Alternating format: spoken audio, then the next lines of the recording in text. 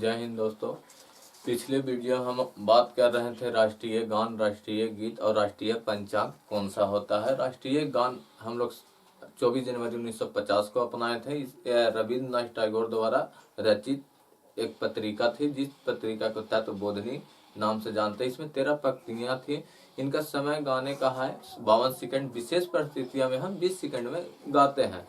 और यह सब पर सन 1911 का कांग्रेस अधिवेशन कलकत्ता में चल रहे थे, उस समय से गाया गया था। कोलकाता का अधिवेशन में वह कौन अध्यक्षता कर रहे थे? वह पंडित विश्व नारायण जी कर रहे थे।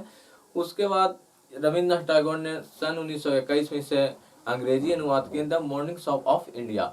फिर राष्ट्रीय गीत की बात की, यह बंकिम चंद्र चटर्जी द्वारा लिखी गई पुस्तक से लिया गया है। वह पुस्तक का नाम आनंदमठ था। यह उपन्यास था। इसका रचयिता सन 1882 ईस्वी में हुआ था। और फिर ये जो आनंदमठ पुस्तक जो वंदे मातरम जो हम राष्ट्रीय गीत के रूप में, इसे गाने का समय जो होता है 65 सेकेंड होता है। इसको भी 1896 के कलकत्ता अधिवेशन में गाया गया था। उस समय इसका अध्यक्षता कौन कर रहे थे? रहीमतुल्लाह साहनी जी कर रहे थे। कलकत्ता अधिवेशन कांग्रेस अधिवेशन जो चलता था, उस वक्त कलकत्ता अधिवेशन में गाया गया था फर्स्ट बार 1896 ईस्वी में। उस समय अध्यक्षता कौन कर रहे थे? रहीम साहिबुल्लाह जी कर रहे थे। फिर उसके बाद राष्ट्रीय पंचांग चिन्ह की बात की है। यह कब अपनाए थे हम लोग? 26 जनवरी 1950 को, जिस दिन हम लोग संविधान लागू किए थे। और राष्ट्रीय चिन्ह सारनाथ के अशोक स्तंभ से लिए थे, जिसमें 4 शेर हैं, लेकिन 3 ही शेर दिखाई देता है। उनके नीचे एक चक्र, उनके ठीक नीचे एक चक्र बना रहता है, जिसको एक तरफ घोड़ा मेहनत को बताता है और एक तरफ शेर भागते हुए दिखाता हुआ देश को प्रगति की ओर ले जाते हुए दिखाता है। उसके नीचे सत्य में जयते लिखा था। सत्य में जयते यह मुंडको उपनिषद से लिया गया था। और फिर राष्ट्रीय पंचांग की बात किए थे, जो हमारा शक सहमत था। पहले हम विक्रम सहमत पर चलते थे, अब हम लोग शक सहमत पर चलते हैं। अब हम प्रस्तावना की बात करते हैं, जिसे उद्देश्य का कहा भी जाता है। प्रस्तावना का जो हम शब्द लिए, प्रस्तावना, प्रस्तावना हम लोग कहाँ से लाए हैं? यह अमेरिका से लाए हैं, अमेरिका से लाए हैं। लेकिन प्रस्तावना का जो भाषा लाए हैं वह ऑस्ट्रेलिया से लाए हैं। प्रस्तावना हम लोग कहाँ से लाए हैं? अमेरिका से। और प्रस्तावना की भाषा ऑस्ट्रेलिया से लाए हैं। ऑस्ट्रेलिया से लाए हैं। प्रस्तावना में क्या देखता है? यह संविधान सभा का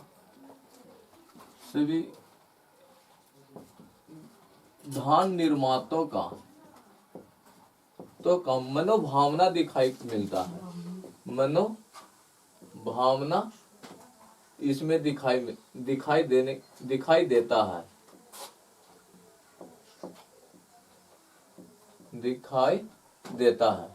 प्रस्तावना में क्या है कि जो संविधान निर्माता लोग, उनका मनोभावना दिखाई देता था। प्रस्तावना को सुप्रीम कोर्ट ने यह संविधान का अंग नहीं मानता था। कहता था कि प्रस्तावना है ही क्या चीज। तो इसके लिए चमकम दोराई राजन सन 1960 में गए और सुप्रीम कोर्ट ने को कहे कि प्रस्तावना हुजूर यह संविधान का ही अंग है।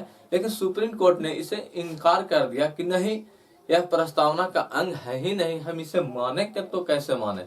फिर उसके बाद बेरुगरी जी गए। बेरुगरी विवाद ये भी 1960 में ही हुआ। उसको में भी सुप्रीम कोर्ट ने इनकार कर दिया कि प्रस्तावना जो है यह संविधान का अंग नहीं है। तब फिर केशवानंद भारती सन 1973 में गए और उन्होंने समझाया कि प्रस्तावना में सारी बात लिखा गया है जो पूरे संविधान में लिखा गया है। इसमें संविधान निर्माताओं का मनोभावना इसमें दिखने को मिलता है।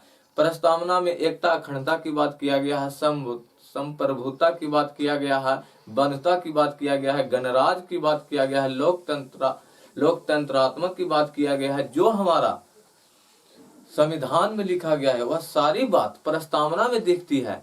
तब सुप्रीम कोर्ट ने विचार किया कि ये आदमी तो बहुत कुछ जानकार है, यह तो जो भी वक्तव्य दे रहा है वह सभी प्रस्तावना में लिखा है, और जो हम संविधान में पढ़े हैं वह सारा चीज प्रस्तावना में ही मिल रहा है। तो केशवानंद की बात मान ली सुप्रीम कोर्ट, और उस दिन से केशवानंद जो विवाद हुआ था उस दिन प्रस्तावना को भाग मान लिया। पहले तो अंग भी नहीं मानता था, अब उसका भाग कहा। अब प्रस्तावना को जो संविधान का भाग का आत्मा भी कहने लगा।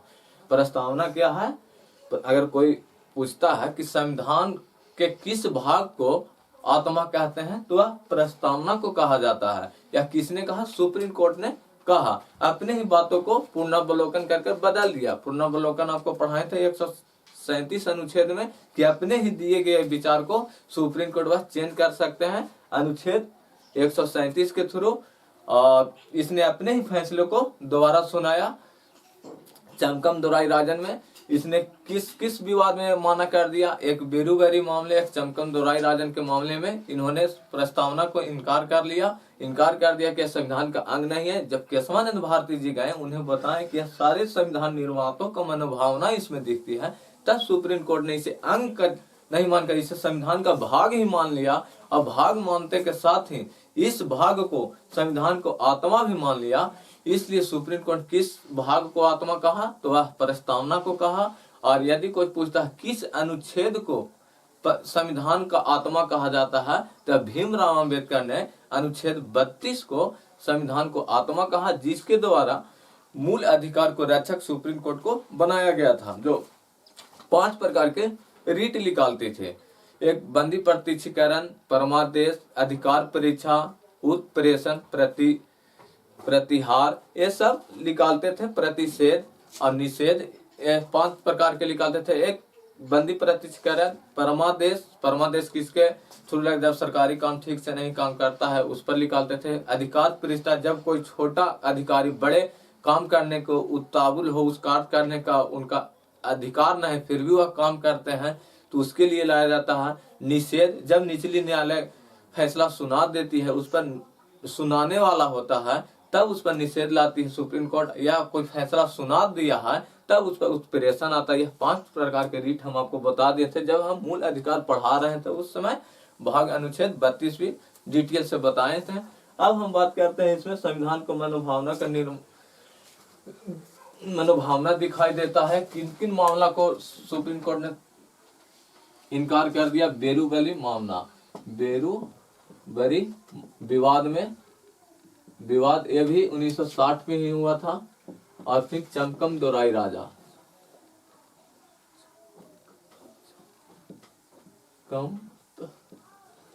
चमकम विवाद,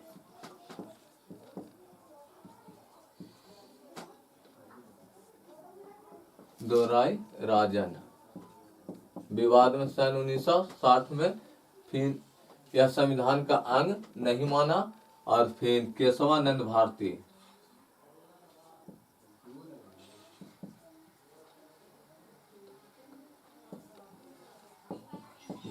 में संविधान का अंग नहीं या भाग ही मान लिया सुप्रीम कोर्ट।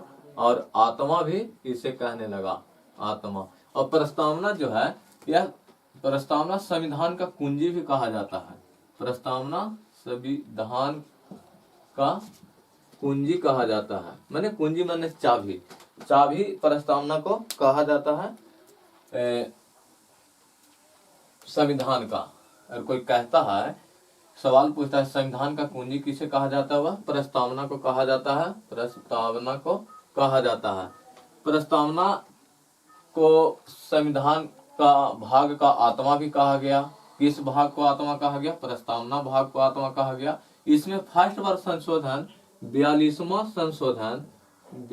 संशोधन सन 1976 में हुआ था, जिसको में 3 शब्द जुटा: समाजवादी,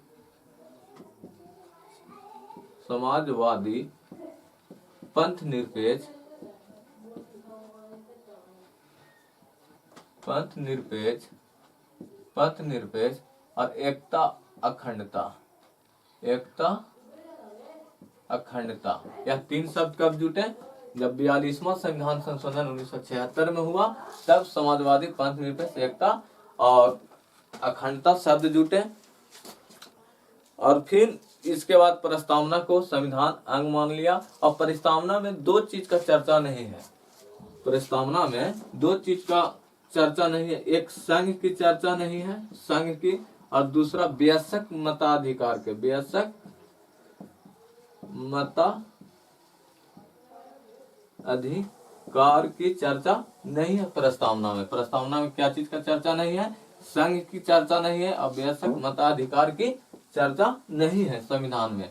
और बेरोजगारी मामला विवाद में सुप्रीम कोर्ट ने इसे कहा कि संविधान का अंग नहीं है। इसमें भी कहा सुप्रीम कोर्ट ने कि संविधान का अंग नहीं है, लेकिन इसमें मान लिया कि यह संविधान का अंग है। सुप्रीम कोर्ट किस भाग को आत्मा कहा? तक प्रस्तावना को कहा। संविधान में पहला बार प्रस्तावना में पहला बार संशोधन 42वां संशोधन सन 1976 में हुआ, जिसमें समाजवादी, पंथ निरपेक्ष, एकता और अखंडता शब्द जुटे और संघ और वयस्क मताधिकार की चर्चा प्रस्तावना में नहीं है।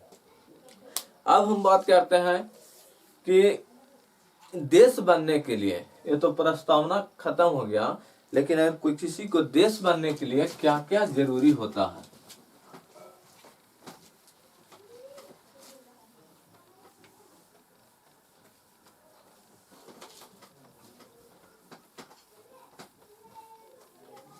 भारत, अगर किस तरह से हम भारत को देश माने, अगर कोई कहता है कि भारत को हम किस तरह से देश माने कि भारत देश है, इसके विरोध में या किसी भी देश बनने के लिए उसका कुछ रूल होता है। इसमें क्या होता है? राज्य या देश बनने के लिए नियम होता है। देश बनने के लिए होता है सबसे पहले उसका क्षेत्रफल हो, उस देश का क्षेत्रफल हो। दूसरा नंबर पर जनसंख्या हो और सरकार हो और संप्रभुता हो। या जो चार चीज जिनके पास है वह देश है। जैसे भारत के पास भी क्षेत्रफल है, जनसंख्या भी है, सरकार अभी बीजेपी का है, अभी सरकार वर्तमान में तो बीजेपी का ही है। और संप्रभुता का मतलब होता है कि हम देश के अंदर, जिसे आंतरिक मामला और देश के बाहर बने वाह मामला, अगर कुछ भी लेना है तो हम स्वतंत्र रूप से अपने ले सकते हैं। देश का अगर कोई मामला, अगर बाहरी मामला हो गया, कोई देश कह रहा है कि आप अमेरिका से हथियार नहीं खरीदें, तो उसको, उस देश को हम बात न मानेंगे, हम डायरेक्ट जाकर हथियार खरीदेंगे। यदि कोई अमेरिका वाला कहता है कि आप रूस से हथियार न खरीदो, फिर भी हम जाकर उससे हथियार खरीदते हैं, रूस से। और यदि अमेरिका वाला प्रतिबंध अरब में लगाता है कि आप अरब से पेट्रोल नहीं लो, फिर भी भारत जाकर पेट्रोल लेता है, क्योंकि यह बाह्य और आंतरिक मामला में सारा डिसीजन ले लेता है वो देश, क्योंकि वह बाह्य मामला में भी ले लिया डिसीजन और आंतरिक मामला में भी डिसीजन लेता है। उसी को देश या राज कहा जाता है। जिसे राज और देश, भारत में तो 28 राज है, लेकिन वो राज आप नहीं समझे। किसी भी देश चलाने के लिए इसका यही होता है कि क्षेत्रफल हो, जनसंख्या हो, सरकार हो और संप्रभुता हो। संप्रभुता का मतलब कि आंतरिक और बाह्य मामला में हम खुद डिसीजन लेते हैं। तो भारत की संप्रभुता संसद में है। इसमें कहा जाता है, संसद को कहा जाता है। संसद जो निर्णय लेगा वह कुछ भी हो सकता है और आंतरिक मामला में कुछ भी कर सकता है। किसी भी देश का राज्य का क्षेत्रफल बदल सकता है। किसी भी संसद से अगर यह पारित हो गया कि राफेल हम फ्रांस से लाएंगे, तो फ्रांस से ही लाएंगे। इस तरह से कहीं से भी जब संसद से पारित हो जाता है तो वह काम, हम किसी को दबाव में, विदेशी देश के दबाव में हम कोई दबने वाले नहीं है। भारत खुद अपने आप में देश का निर्माण होता है। यह हर किसी भी देश को बनने के लिए यह चार चीज होता है। लेकिन राज बनने में क्या होता है कि क्षेत्रफल होता है, जनसंख्या होता है, सरकार होता है, लेकिन यह राज में ही होता है। वह जो भी बाह्य या आंतरिक मामला लेगा तो वह केंद्र सरकार से ही पूछेगा भारत में, तभी वह डिसीजन लेगा। राज के पास ये 3 होता है, लेकिन देश के पास यह 4 चीज होना जरूरी है। अब हम बात करते हैं स्वायत्त राज। स्वायत्त राज क्या होता है? स्वायत्त राज इसे भी कहा जाता है एटोमियस स्टेट या डिमोनिस्टिक स्टेट, डिमोनिस्ट स्टेट या एटोमन स्टेट भी कहा जाता है। इसे यह क्या होता है कि वह तो देश है, लेकिन उस पर किसी देश का अधिकार है, इसलिए वह खुल के निर्णय नहीं ले पाता है। जैसे चाइना का तिब्बत, तिब्बत पहले देश था, उस पर आक्रमण कर कर उस पर चीन ने अपना लिया, तो वह वहां पे कुछ कुछ नियम ही लागू होगा, लेकिन कुछ नियम लागू नहीं होगा। पहले 370 जब हटा कश्मीर में, तो वहां भारत का कुछ ही नियम पालन करते थे, लेकिन जब से 370 हट गया है तो भारत का सारा वहां नियम लागू हो गया। लेकिन 370 के पहले वहां का जम्मू कश्मीर का अपना ही नागरिकता होता था, वह भारत देश का भी होता, दोहरी नागरिकता लेकर बैठे हैं, लेकिन भारत में तो एक ही नागरिकता है। अभी वर्तमान में एकहरी नागरिकता आ गया, क्योंकि अब 370 हट गया है। और ग्रीनलैंड का जो है, आइसलैंड भी जो आता है, वो भी स्वायत्त राज्य में ही आता है। या कोई भी डिसीजन लेगा तो वह स्वायत्त राज्य, वह किसी के अधीन पर ही लेते हैं। अब हम बात करते हैं शासन के प्रकार।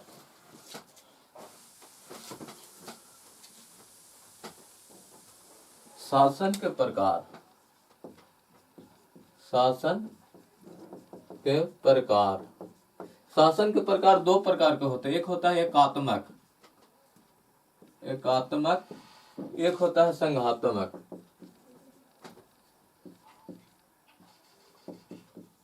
एक होता है एकात्मक, एक होता है संघात्मक।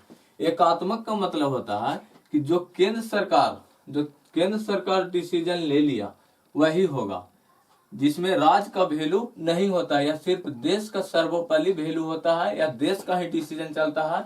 जो निर्णय लेगा वह एकात्मक होगा, उसमें राज्य का उतना शक्ति नहीं दिया जाता है, राज्य का शक्ति होता ही नहीं है, राज्य का शक्ति होता ही नहीं। लेकिन संघात्मक में क्या होता है, देश और प्लस राज्य दोनों मिलकर यह शक्ति को निर्माण करते हैं। इसलिए एकात्मक क्या होता है कि एकात्मक में राज्यों की शक्ति नहीं होती है, लेकिन संघात्मक में राज्यों का भी शक्ति होता है। तो जैसे ये अमेरिका, अमेरिका हो गया, नहीं अमेरिका नहीं, ब्रिटेन को मान लीजिए, ब्रिटेन, वहां राज्य की शक्तियां नहीं चलेगा, जब भी चलेगा तीन ही का चलेगा। इधर भारत हो गए संघात्मक में, अमेरिका, कनाडा, भारत और पाकिस्तान, ये सब संघात्मक में आता है। इसमें देश और राज्य दोनों का ही शक्ति होते हैं, अमेरिका का भी राज्य का शक्ति है, उस देश का भी शक्ति है। इसीलिए शासन का प्रकार कितने प्रकार का होते हैं, दो प्रकार के हैं। लेकिन भारत जो ऐसा देश है, भारत यह न तो एकात्मक है और न ही संघात्मक है।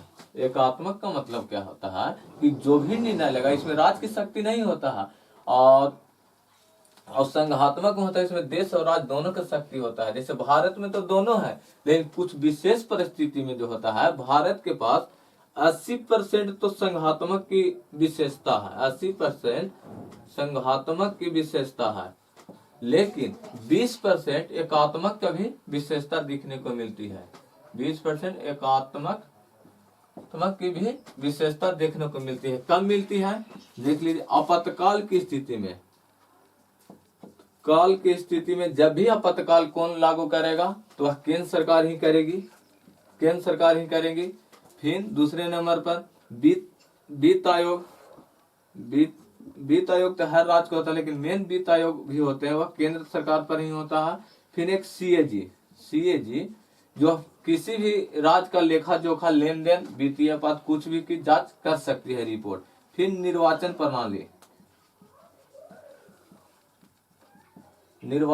प्रणाली, ये सब एकात्मक का ही अथी आता है।